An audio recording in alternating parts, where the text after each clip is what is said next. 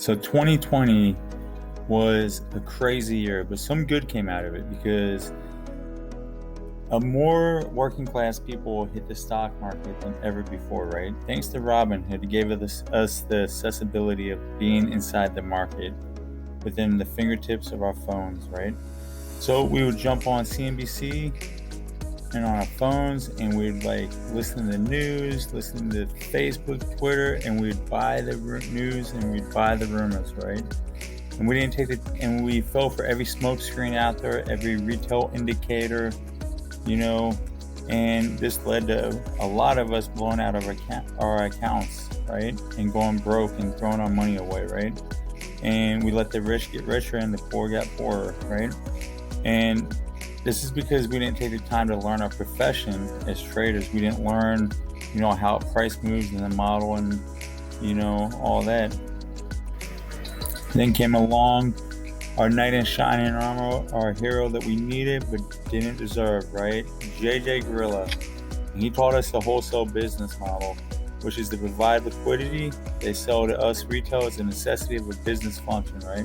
So this is the crawl phase of a three-part phase to teach us the wholesale business model. All right. The stock market is no different than any other market, regardless how we want to see it, right? So you have supply and you have demand, and supply is the amount of an item retail wants that is available for retail to buy. In the stock market, this is orders and stocks, right? Demand is the want or need for an item. There's demand followed by appropriate amount of supply. The price would be at the fairest value ever, right? You have wholesale, right? They provide the inventory. They select the price. The inventory in the stock market, like I said before, is the stocks and the orders, right? That's the order flow. It's buy and sell orders, right? Then you have retail. They are the demand in the stock market. They are the size buyers, institution, and retail.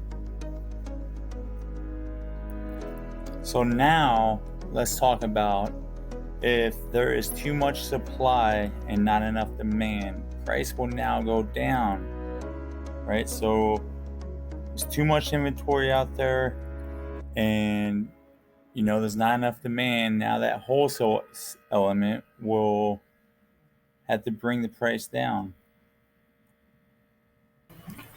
Now we're going to talk about the type of market we're in right now, which is a market that has no supply and a lot of demand, right? And when this happens, price goes up, right? Because now we don't have the inventory.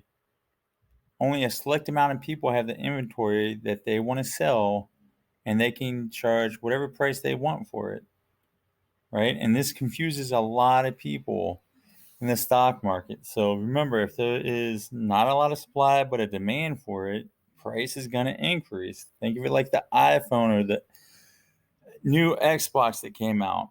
The new Xbox came out and there was not enough supply for that. So that's why people are selling them on Facebook for twice and quadruple the price. So the stock market is no different than any other market, except when wholesale runs out of their inventory, aka orders, they can sell you something that they don't own. And that confuses a lot of traders out there. And that's what makes them think that the stock market's so much different, right? So a couple of things. Wholesale can see all the buy and sell orders that are being placed, right? So when these large buyers are placing the limit orders for a certain price, wholesale can see that. They can see that liquidity right there, and that's what they want to get.